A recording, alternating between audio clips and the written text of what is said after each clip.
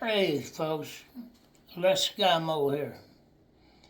Um, I've been watching a lot of Randy Blockett's videos, and this is, I would love for Randy to see this, and I'm going to upload it to my YouTube, and I'm going to send it to him, and hopefully he'll watch it. But I've been a weekend warrior tournament fisherman for probably 40 years. Okay, I never had live scope. Don't want live scope. About 5 years ago or so, I quit fishing tournaments. The wife retired. It's me and her. She loves to bass fish, and we go bass fishing. Okay, but the controversy. Now, right at the end of my tournament life, this live scope was coming on. And yeah, it affected me. I seen myself going down the leaderboard during these tournaments. And I was really good at it too. Had no desire to go big time. I fished for USA Bassing for many, many years. And a great organization. Okay, but now the controversy over the live scope versus non-live scope anglers.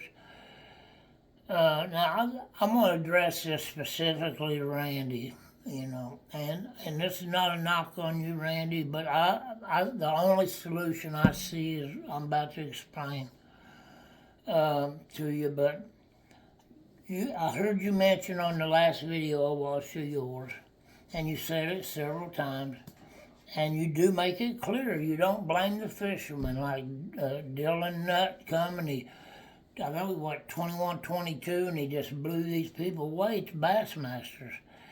And he was using the live scope. And, all the old timers, they took a back seat to that. And but I seen how it was affecting my tournaments. And I just, it just seemed like I was just slowly going down the leaderboard. And I felt good when I could stay in the top 10. I made a lot of money. I was really good at it. And me and my son, we fish as a team. And, but anyway, I've heard you say many times, I agree with a lot of what you say. This live scope it's changed bass fishing.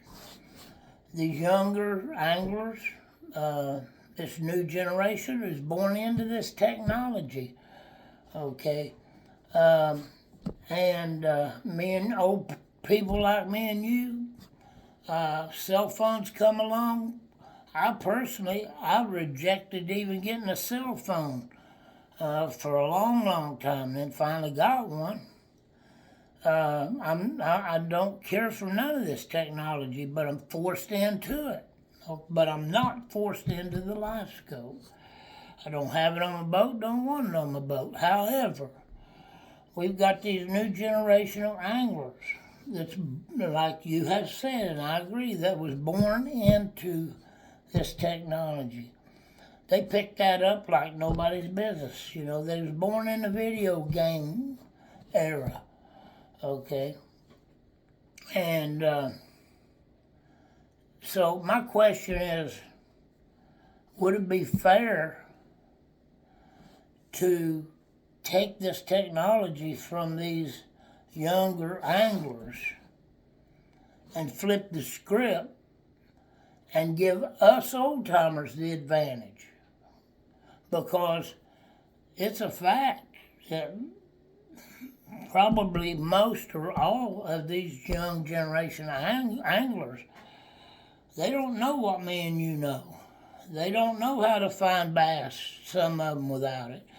They know the basics, okay, but they don't know. They're not weathermen like me and you. They don't know how to read the water like me and you.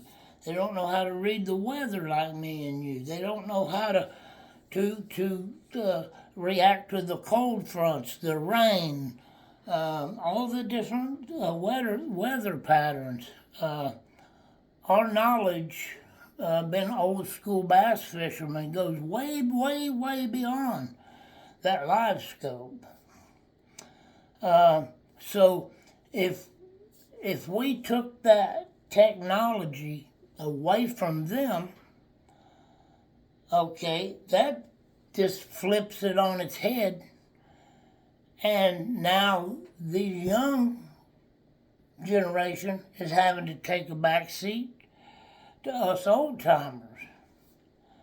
Okay, now I quit bass tournament fishing several years ago. It's me and my wife now. She's retired and she loves to bass fish, so it's me and her.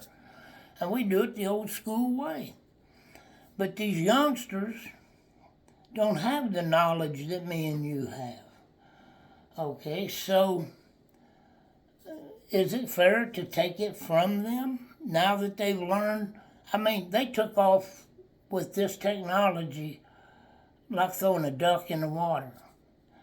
Okay, me and you, we have a larger learning curve when it comes to this stuff. Okay, so I really don't think it would be fair to snatch that technology out from under them. And but they just don't, they don't have the experience we do, but they have a passion for the sport. They have a passion for the limelight, the money, the big trophies, the weigh-ins. Okay, so many things that we do have in common with them. Oh, we love that limelight too. We love them weigh-ins. We love holding up them big bass. Okay, I was a weekend warrior. I never fished the big time Randy like you did. I had no desire to do that. I had other things that I loved to do, and it took time and all that stuff. Okay, but I spent probably 40 years in my local bass fishing industry. Like I said, USA Bassing, all them years, and the open tournaments from all them other clubs. I can fish with the best of them. Okay, I feel like I could fish with the best of them. Okay, because I have all this knowledge that I grew up learning. These youngsters didn't grow up like me and you did. They didn't grow up going barefooted to farm ponds and creeks and all those things and taking their leaking flat bottom boat and going out into the lakes and fishing with, paddling out in there, whatever. So is it fair to take that from them? And now the old timers is back on top. Let's face it, man. Bassmasters is not going to do away with that technology during the tournaments. FLW is not going to do away with that technology during the tournaments. They may restrict it a little here and there, but it ain't never going to be like it was. All these other big USA Bassing is not going to ban that technology. So here's what I'm driving at, Randy. Here's the solution. I really believe in the bottom of my heart. Here's the solution. I don't want Bassmasters to do it. I wouldn't be involved in it either way, but I don't want to see Bassmasters do it. They could do it. They got the money to do it. They've got the influence to do it over their sponsors, but I would rather see somebody that had the influence, like you, that know people in high places, that can talk to people, that can influence people, that can take your knowledge and talk to the people. What we need, what the bass fishing world needs at this point with this technology is a brand new organization that bans forward-facing sonar. And you can only use traditional sonar. You take a lot of the old timers, I believe, would leave Bassmasters and come to your organization. But you got to be organized. The money has to be there now, not dollar for dollar right off the bat. I believe that they would, these old time like me and you that just still have the heart for the tournament fishing. I believe that they will, they'll tolerate smaller purses until this thing builds. In a few years, you could have a magnificent organization that bans forward-facing sonar that would compete and could compete against Bassmasters in a very short time. Because I believe that most of your people that are in my generation, baby boomers, and a couple of generations after that, I believe that they would rather fish old school. And I think that with the right organization, the right advertising, I think that somebody could pull this off and be competitive with Bassmasters. And I don't think it'd take that long.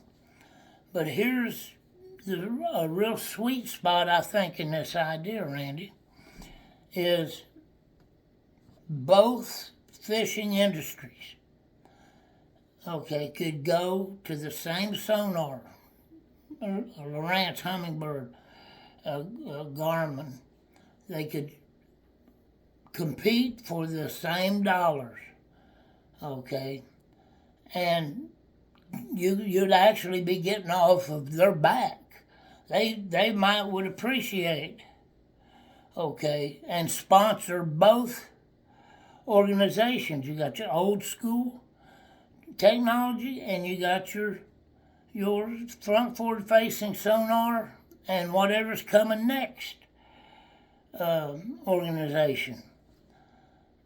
I believe that's the best of both worlds, is to have two organizations competing against each other, that lobby for the same dollars from the same sonar manufacturers, fishing pole manufacturers, rods, reels, whoever, bait companies, and like I said, that would be getting the monkey off of their back, because these big organizations ain't going to get off of the forward-facing sonar. There's too much money in it from these the sonar manufacturing companies, but there's enough money there, I think, where they could sponsor two different groups of anglers. Because like I said, you got this new generation. It's, I don't believe it would be fair to them to jerk it out from under them for the sake of putting the old timers back on top. And for the simple reason, if Bassmaster said, okay, from now on no more forward-facing sonar, they're going to lose a majority of their young fishermen, and they're going to seek it somewhere else. But that ain't going to happen, because if you jerk that out from under them, they can't compete. If you keep it, us older anglers, we can't compete. So the only solution to it is have another angler club that can compete with Bassmasters, and that's the only solution I see to it, Randy. I hope you take time to watch this, and I'm sincere, brother. I'm not against you. I see both sides of this, I really do. And these young kids just don't have the knowledge and the skill that me and you have without the live scope. Bassmasters knows that they have an industry of young, upcoming anglers to keep supplying, okay, their fishing club, their organization. So they're not going to cut that off. FLW is not. USA Bassing ain't going to quit. So the only solution to this fight is, like I said, have a competing organization and lobby for the same dollars. Because these sonar manufacturers are not going to quit developing the old school sonar. Okay, that's going to continue because people are buying it. They're not going to quit doing that. Okay, but they're not going to quit development, research and development on their forward facing either. So you got two organizations, and I think, Randy, I really think that they would be happy to sponsor both organizations to some degree to get the monkey off their back. Okay, that's Les Skymo's opinion, Randy. I hope you take the time to watch this, and maybe I've said something that'll get you, that'll cause you to think about it anyway. All right. Okay, brother. Love you. God bless you. And just tell me what you think.